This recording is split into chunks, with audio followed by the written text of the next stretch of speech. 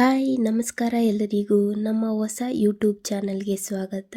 Please ಎಲ್ಲರೂ support ಮಾಡಿ ಅಂತ ಕೇಳ್ಕೊತಾ ಇವತ್ತಿನ ವಿಡಿಯೋದಲ್ಲಿ ನಾವು ನುಗ್ಗೆ ಸೊಪ್ಪಿನ ಫ್ರೈ ಹಾಗೂ ಸಾಂಬಾರು ಹೇಗೆ ಮಾಡೋದು ಅಂತ ನೋಡೋಣ. ಮೊದಲಿಗೆ ನಾನಿಲ್ಲಿ ಫ್ರೆಶ್ ಆಗಿ ತಂದಿರುವ ನುಗ್ಗೆ ಸೊಪ್ಪನ್ನು ಕಡ್ಡಿಗಳನ್ನು ಬೇರ್ಪಡಿಸ್ಕೊಳ್ತಾ ಇದ್ದೀನಿ. ನುಗ್ಗೆ ಸೊಪ್ಪು ಹಾರ್ಮೋನಲ್ ಇಂಬ್ಯಾಲೆನ್ಸ್ ಇರುವ ಹೆಣ್ಣು ಮಕ್ಕಳಿಗೆ ಹಾಗೂ ಬಾಣಂತಿರಿಗೆ ಅಂತೂ ತುಂಬಾ ಒಳ್ಳೆಯದು. ಬನ್ನಿ ನುಗ್ಗೆ ಸೊಪ್ಪಿನ ಫ್ರೈಗೆ ಬೇಕಾಗಿರುವ ಸಾಮಗ್ರಿಗಳು ಏನಂತ ನೋಡೋಣ.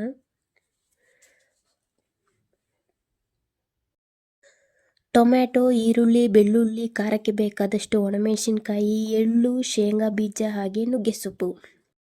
ನಾನಿಲ್ಲಿ ನುಗ್ಗೆ ಸೊಪ್ಪಿನ ಫ್ರೈನ ಟೇಸ್ಟನ್ನು ಹೆಚ್ಚಿಸೋದಕ್ಕೋಸ್ಕರ ಒಂದು ಪೌಡ್ರ್ ರೆಡಿ ಮಾಡ್ಕೊತಾ ಇದ್ದೇನೆ. ಮೊದಲಿಗೆ ಒಂದು ಬಾಣಲಿಯಲ್ಲಿ ಶೇಂಗಾ ಬೀಜವನ್ನು ಹಾಕಿ ಡ್ರೈ ರೋಸ್ಟ್ ಮಾಡ್ಕೊಳ್ಳೋಣ. ಸಿಪ್ಪೆ ಎಲ್ಲ ಬಿಡೋವರೆಗೂ ರೋಸ್ಟ್ ಮಾಡ್ಕೋಬೇಕು. ಹುರಿದ ಶೇಂಗಾ ಬೀಜವನ್ನು ಒಂದು ಬೌಲ್ಗೆ ಟ್ರಾನ್ಸ್ಫರ್ ಮಾಡಿಕೊಂಡು ಅದೇ ಬಾಣಲಿಗೆ ನಾವು ತೆಗೆದಿಟ್ಕೊಂಡಿರತಕ್ಕಂಥ ಒಣಮೆಣಸಿನ್ಕಾಯಿ ಹಾಗೂ ಎಳ್ಳನ್ನು ಹಾಕ್ಕೊಂಡು ಸ್ವಲ್ಪ ಹುರ್ಕೊಳ್ಳೋಣ.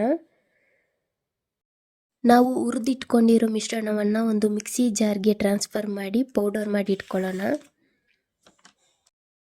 ಈ ಮಿಶ್ರಣವನ್ನು ನಾವು ಬೇರೆ ತರಕಾರಿ ಪಲ್ಯಗಳಿಗೂ ಕೂಡ ಬಳಸ್ಬೋದು. ಅದೇ ಬಾಣಲಿಗೆ 2 ಸ್ಪೂನ್ ಎಣ್ಣೆ ಹಾಕಿ ಸಾಸಿವೆ ಜೀರಿಗೆ ಹಾಕ್ಕೊಂಡು ಸಾಸಿವೆ ಕರಿದ ಮೇಲೆ ನಾವು ಜಜ್ಜಿ ಇಟ್ಕೊಂಡಿರ್ತಕ್ಕಂಥ ಬೆಳ್ಳುಳ್ಳಿಯನ್ನು ಹಾಕ್ಕೊಳ್ಳೋಣ. ಬೆಳ್ಳುಳ್ಳಿ ಫ್ರೈ ಆದಮೇಲೆ ನಾವು ಹಚ್ಚಿಟ್ಕೊಂಡಿರ್ತಕ್ಕಂಥ ಈರುಳ್ಳಿಯನ್ನು ಸೇರಿಸ್ಕೊಳ್ಳೋಣ.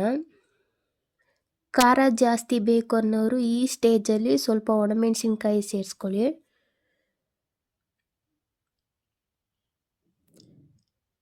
ಈರುಳ್ಳಿ ಎಣ್ಣೆಯಲ್ಲಿ ಚೆನ್ನಾಗಿ ಫ್ರೈ ಆದಮೇಲೆ ಟೊಮೆಟೊ ಸೇರಿಸ್ಕೊಳ್ಳೋಣ. ಟೊಮೆಟೊ ಬೇಡ ಅನ್ನೋರು ಸ್ಕಿಪ್ ಮಾಡ್ಕೋಬೋದು. ಟೊಮೆಟೊ ಚೆನ್ನಾಗಿ ಫ್ರೈ ಆದಮೇಲೆ ನಾವು ತೆಗೆದಿಟ್ಕೊಂಡಿರ್ತಕ್ಕಂಥ ನುಗ್ಗೆ ಸೊಪ್ಪನ್ನು ಸೇರಿಸ್ಕೊಳ್ಳೋಣ. ನುಗ್ಗೆ ಸೊಪ್ಪನ್ನು ಚೆನ್ನಾಗಿ ಫ್ರೈ ಮಾಡ್ಕೋಬೇಕು ಎಣ್ಣೆಯಲ್ಲಿ.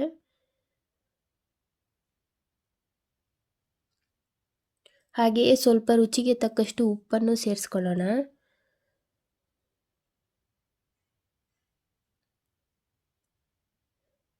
ನುಗ್ಗೆ ಸೊಪ್ಪನ್ನು ಒಂದು 7 ರಿಂದ 8 ನಿಮಿಷ ಮುಚ್ಚಳ ಹಾಕಿ ಬೇಯಿಸ್ಕೊಳ್ಳೋಣ. ಫೈನಲ್ ಆಗಿ ನಾವು ರೆಡಿ ಮಾಡಿ ಇಟ್ಕೊಂಡಿರುವ ಪೌಡರನ್ನು 2 ರಿಂದ 3 ಸ್ಪೂನ್ ಸೇರಿಸ್ಕೊಳ್ಳೋಣ. ಈಗ ನಮ್ಮ ನುಗ್ಗೆ ಸೊಪ್ಪಿನ ಫ್ರೈ ರೆಡಿಯಾಗಿದೆ. ನಿಮಗೆ ಬೇಕಾದರೆ ಸ್ವಲ್ಪ ಕಾಯಿ ತುರಿಯನ್ನು ಸೇರಿಸ್ಕೋಬೋದು. ನಾನಿಲ್ಲಿ ಸ್ಕಿಪ್ ಮಾಡಿದ್ದೇನೆ. ಹಾಗೆ ನಾನಿಲ್ಲಿ 1 ಸ್ಪೂನ್ ತುಪ್ಪವನ್ನು ಕೂಡ ಸೇರಿಸ್ಕೊತಾ ಇದ್ದೀನಿ. ಟೇಸ್ಟ್ ಅಂತೂ ತುಂಬಾ ಚೆನ್ನಾಗಿರುತ್ತೆ. ಖಂಡಿತವಾಗ್ಲೂ ಟ್ರೈ ಮಾಡಿ ನೋಡಿ. ಬನ್ನಿ ಈಗ ನುಗ್ಗೆ ಸೊಪ್ಪಿನ ಸಾಂಬಾರ್ ರೆಸಿಪಿ ಹೇಗೆ ಮಾಡೋದು ಅಂತ ನೋಡೋಣ. ಬೇಕಾಗಿರುವ ಸಾಮಗ್ರಿ: ತೊಗರಿಬೇಳೆ ಅರ್ಧ ಕಪ್, ಈರುಳ್ಳಿ, ಟೊಮ್ಯಾಟೊ, ಬೆಳ್ಳುಳ್ಳಿ, ಖಾರಕ್ಕೆ ತಕ್ಕಷ್ಟು ಒಣಮೆಣಸಿನ್ಕಾಯಿ, 1 ಕಪ್ ನುಗ್ಗೆ ಸೊಪ್ಪು. ಒಂದು ಕುಕ್ಕರ್ಗೆ ನಾವು ತೆಗೆದಿಟ್ಕೊಂಡಿರ್ತಕ್ಕಂಥ ಬೇಳೆಯನ್ನು ತೊಳೆದು ಸೇರಿಸ್ಕೊಳ್ಳೋಣ. 2 ಗ್ಲಾಸ್ ನೀರು ಸೇರಿಸಿ ಬೆಳ್ಳುಳ್ಳಿ, ಹಚ್ಚಿಟ್ಕೊಂಡಿರ್ತಕ್ಕಂಥ ಈರುಳ್ಳಿ ಹಾಗೂ ಟೊಮೆಟೊವನ್ನು ಸೇರಿಸ್ಕೊಳ್ಳೋಣ. ಸ್ವಲ್ಪ ಅರಿಶಿನ, ಉಪ್ಪನ್ನು ಕೂಡ ಸೇರಿಸ್ಕೊಳ್ಳೋಣ.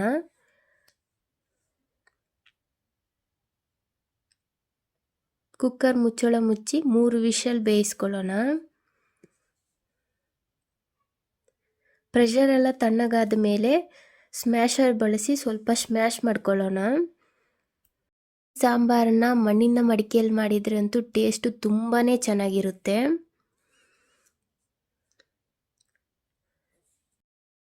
ಬೇಳೆಯನ್ನು ಸ್ಮ್ಯಾಶ್ ಮಾಡಿದ ಮೇಲೆ ನಮಗೆ ಬೇಕಾದಷ್ಟು ನೀರನ್ನು ಸೇರಿಸ್ಕೊಳ್ಳೋಣ. ಹಾಗೆಯೇ ನಾವು ತೆಗೆದಿಟ್ಕೊಂಡಿರ್ತಕ್ಕಂಥ ನುಗ್ಗೆ ಸೊಪ್ಪನ್ನು ಸೇರಿಸ್ಕೊಳ್ಳೋಣ.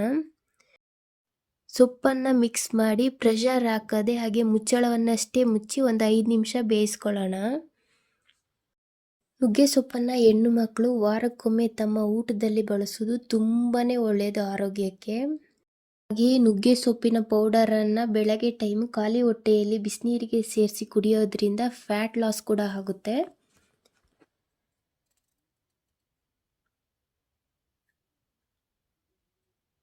ಒಂದು ತಡ್ಕ ಪ್ಯಾನಿಗೆ 1 ಸ್ಪೂನ್ ತುಪ್ಪ ಸೇರಿಸ್ಕೊಳ್ಳೋಣ. ತುಪ್ಪ ಬಿಸಿ ಆದಮೇಲೆ ಸ್ವಲ್ಪ ಸಾಸಿವೆ, ಸ್ವಲ್ಪ ಜೀರಿಗೆ, ಖಾರಕ್ಕೆ ತಕ್ಕಷ್ಟು ಒಣಮೆಣಸಿನ್ಕಾಯಿ ಸೇರಿಸ್ಕೊಳ್ಳೋಣ. ಈ ಒಗ್ಗರಣೆಯನ್ನು ನಾವು ಬೇಯಿಸಿ ಇಟ್ಕೊಂಡಿರ್ತಕ್ಕಂಥ ಬೇಳೆ ನುಗ್ಗೆ ಸೊಪ್ಪಿನ ಮಿಶ್ರಣಕ್ಕೆ ಸೇರಿಸಿ ಬೆರೆಸಿದರೆ ನಮ್ಮ ನುಗ್ಗೆ ಸೊಪ್ಪಿನ ಸಾಂಬಾರ್ ರೆಡಿಯಾಗಿದೆ. ರೆಸಿಪಿ ಟ್ರೈ ಮಾಡಿ ನೋಡಿ, ಹಾಗೆ ಕಮೆಂಟ್ ಮಾಡಿ ಹಾಗೂ ನಮ್ಮ ಚಾನಲ್ಗೆ ಸಬ್ಸ್ಕ್ರೈಬ್ ಆಗೋದನ್ನು ಮರಿಬೇಡಿ. Thank you.